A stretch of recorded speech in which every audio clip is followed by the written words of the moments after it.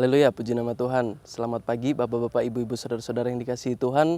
Terpujilah nama Tuhan karena telah membimbing kita, masih mengasihi kehidupan kita.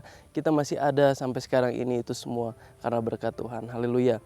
Kita akan melihat dalam Yeskiel 41. Nah, dalam pasal 4 dari pasal 40 dan seterusnya.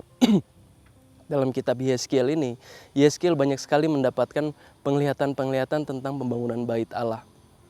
Sebelum Yeskiel mendapatkan penglihatan ini, pada waktu itu bait yang telah dibangun Salomo, bait yang pertama yang telah dibangun oleh Salomo itu telah hancur. Dan oleh sebab itu Tuhan memberikan Yeskiel penglihatan tentang apa yang akan terjadi dalam pembangunan bait Allah yang baru ini. Nah, dalam penglihatan Yeskiel banyak sekali melihat rincian-rincian. Tuhan banyak sekali memberikan detail dalam bentuk apa yang bangunan tersebut harus dibangun, mulai dari berbagai macam ukuran, pintu, ukuran bangunan, ukuran lapangan, semua sudah ditentukan oleh Tuhan. Jadi pembangunan bait Allah itu bukan sesuatu yang dibuat oleh manusia, tetapi harus berdasarkan bimbingan Tuhan. Tidak berbeda dengan Salomo. Salomo juga mendapatkan diberikan petunjuk yang sama, rincian yang sama untuk membangun bait Allah tersebut. Nah, dalam kitab Yeskiel ini, Yeskiel diberikan Tuhan sebuah rincian untuk membangun bait Allah yang baru. Tetapi yang menjadi pertanyaan, apakah bait Allah ini sudah dibangun atau belum? Kita mengetahui bahwa bait Allah di Israel sudah dibangun selama 2 kali. Jadi bait Allah yang pertama itu dibangun oleh Salomo, dan ketika itu hancur, Yeskiel mendapatkan penglihatan ini. Jadi bait yang Allah yang kedua seharusnya mengikuti rincian dari penglihatan Yeskiel ini, tetapi ternyata tidak. Bait Allah yang dibangun oleh dalam masa kerajaan Raja Herodes itu tidak dibangun sesuai dengan rincian apa yang Nabi Yeskiel ini lihat. Jadi berbeda. Banyak bait Allah di zaman pemerintahan Raja Herodes banyak kehilangan beberapa bagian, tidak sesuai dengan rincian yang dituliskan dalam kitab Nabi Yeskiel.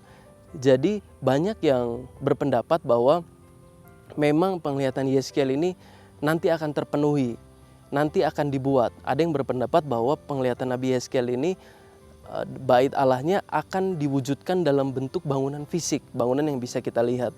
Tetapi banyak juga yang berpendapat bahwa bangunan atau penglihatan yang dilihat Yeskiel ini itu hanya sebuah gambaran akan bait Allah yang baru, bait Allah yang spiritual. Nah, terlepas dari keduanya, terlepas dari pendapat keduanya, kita mengetahui dalam perjanjian baru bahwa tubuh kita disebut dengan bait Allah. Kita mengetahui bahwa Roh Allah tinggal dalam bait Allah.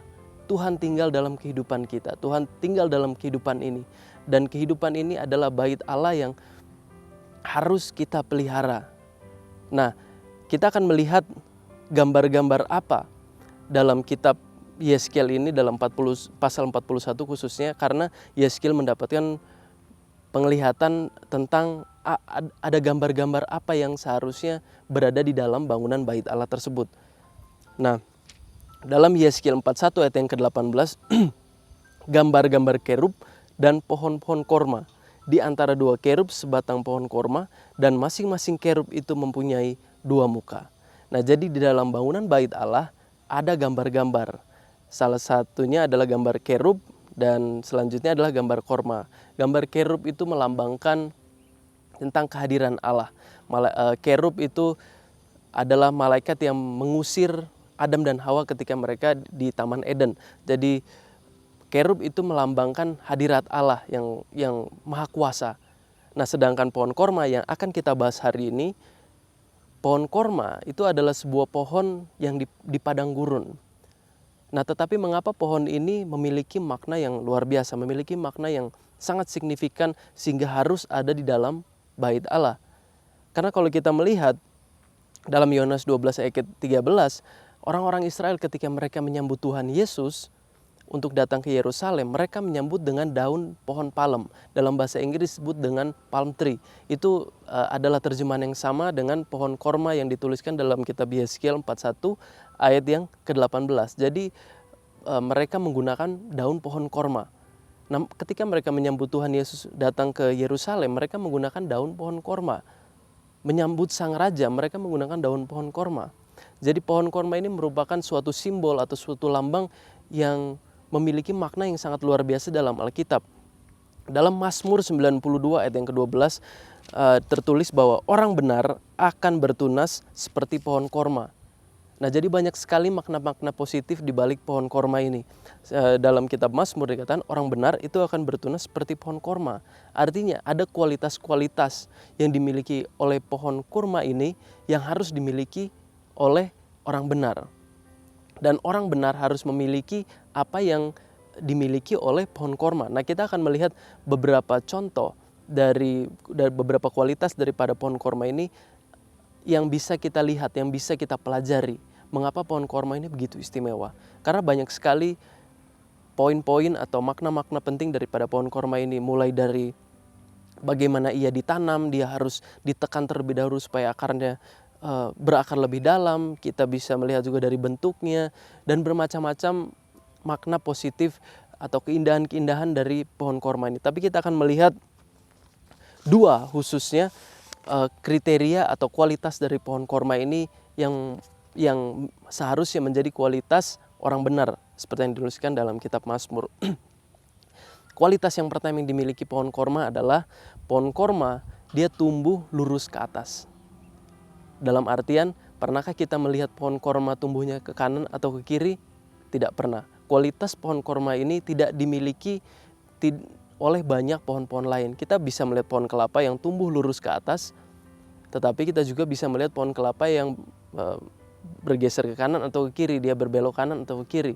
Nah, tapi pohon korma, walaupun di tengah gurun, walaupun banyak angin, walaupun banyak sekali cuaca yang begitu ekstrim di padang gurun, walaupun dengan keadaan seperti itu, pohon korma tetap bisa bertumbuh dengan lurus ke atas, terus tumbuh ke atas langit. Jadi makna sebagai yang bisa kita pelajari sebagai orang benar, kualitas pohon ini dia memiliki bentuk yang kokoh. Apapun yang terjadi dalam kehidupan kita, kita harus memiliki kehidupan yang kuat. Walaupun badai datang dalam kehidupan kita, walaupun tantangan datang dalam kehidupan kita, kita harus bisa tetap teguh, kita harus bisa tetap tumbuh lurus ke atas, tumbuh menjadi sama seperti Kristus. Walaupun akan banyak sekali godaan-godaan, di dunia akan banyak sekali godaan-godaan, di mana kita harus memilih apa kita mau berjalan ke kanan atau kita mau berjalan ke kiri. Itu adalah pilihan. Kita mau berbelok atau kita mau lurus berhadap kepada Tuhan. Nah, kehidupan ini banyak sekali pilihan dan banyak sekali godaan-godaan. Tetapi ketika kita dibilang orang benar, ketika Tuhan telah memanggil kita sebagai orang benar, kualitas inilah yang harus kita miliki, yaitu kita harus memegang kebenaran firman Tuhan, tumbuh lurus ke atas menjadi sama seperti Kristus, semakin hari semakin kuat dalam iman. Nah, ciri yang kedua atau kualitas yang kedua yang dimiliki oleh pohon korma adalah pohon korma mampu menanggung beban berat. Mampu menanggung beban berat. Daun yang dimiliki pohon korma, buah yang dimiliki pohon korma mengandung itu sangat-sangat berat.